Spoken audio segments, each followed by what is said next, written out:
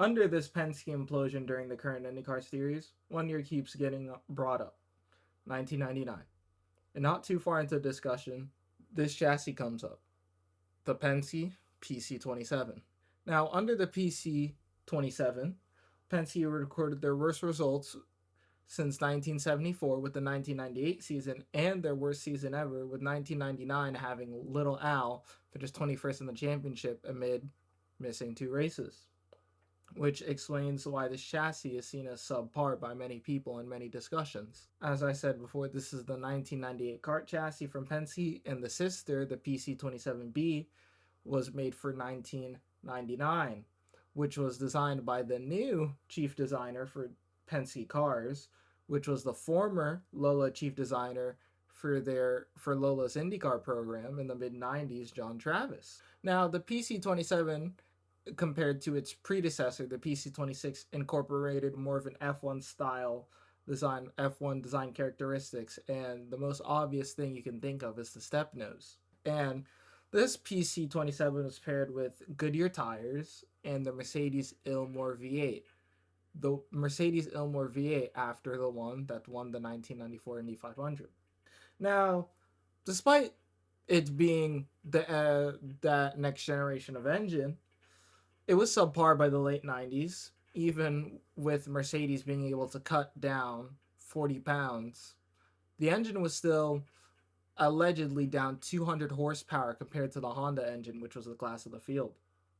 And after Paul Tracy's three-peat on ovals in 1997 with the previous year's PC-26, Greg Moore was the only driver to win with an Ilmor engine, where he won 3 races in the 2 years of 1998 and 1999 before his untimely death at California Speedway during the 1999 kart finale.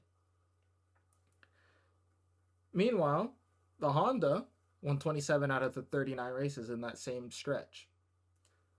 Now, onto the Goodyear tires. From 1998 to 1999, only Michael Andretti in 1998 and Gilles de Ferran in 1999 won Goodyears. While Michael Andretti had to do this with a Swift chassis, de Ferran had the benefit of the Reynard chassis with the Honda engine, which was the best combo during this period. Meanwhile, Firestone would win 37 out of the 39 races, clearly being the class of the field. So, how was it for Team Penske? Well, Little Albert scored 2 podiums in 1998, with the second place at the Twin Ring Motegi and third place at Milwaukee. He'd have 7 top 10s over the year, which would earn him an 11th place finish. However, he'd have 6 mechanical DNFs and 3 crashes on the year.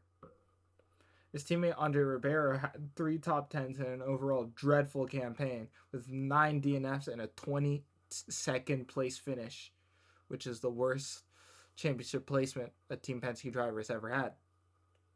Now, for 1999, Little Al would be the only full-time driver, and the second seat would be a revolving door between Alex Barron, Tarzo Marquez, and Gonzalo Rodriguez, in which the Penske PC-27B would only score 2 top 10 finishes amid Penske revolving between the Penske chassis and the Lola chassis.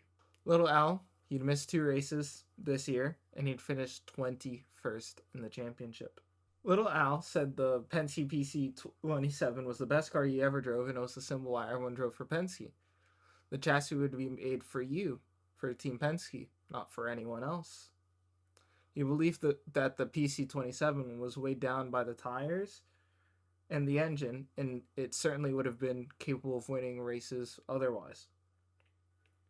And some people claim that the PC-27 wasn't a good chassis, despite Under's claim, but the Rensky would disagree, along with race car engineer. They compared the Reynard 98i to the PC-27, and they found out the PC-27 had less drag and more downforce than that dominant Reynard chassis. Moving on to the Rensky. If you don't know what the Rensky is, I'll give you some background. So after 1999, Tim Cindric would facilitate a move away from the Penske chassis to the dominant Reynard chassis.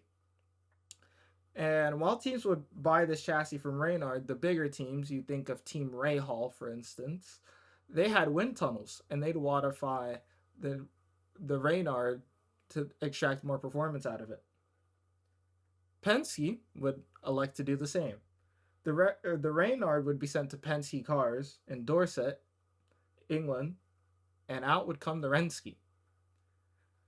In essence, the difference between the Reynard before and the Rensky after is that the Reynard would be fit with the side pods and the rear wing from the PC-27, among other small modifications. Now, this new Reynard, Rensky, would be paired with a Honda engine and Firestone tires. The Rensky would go on to win the 2000 kart championship with Gil de Ferran, scoring 5 wins between him and Helio Castroneves. The Lola chassis in 2001 had a resurgence, but the Rensky held strong. Gil de Ferran would go back-to-back, and it would record another 5 wins between him and Castroneves, who, Helio, on Team Penske's first return since that dominant 1994 campaign, would win the Indy 500, with de Ferran finishing second, albeit with a different chassis and engine combination. The Rensky would secretly house the inner greatness of the PC-27 that came before it, and ultimately, it would secretly carry its legacy. If you guys enjoyed this different type of video, smash that like button for more, give me more ideas in the comment section below. If you didn't like it, dislike the video and tell me why you didn't in the comment section below. I'll see you later. Bye. Peace.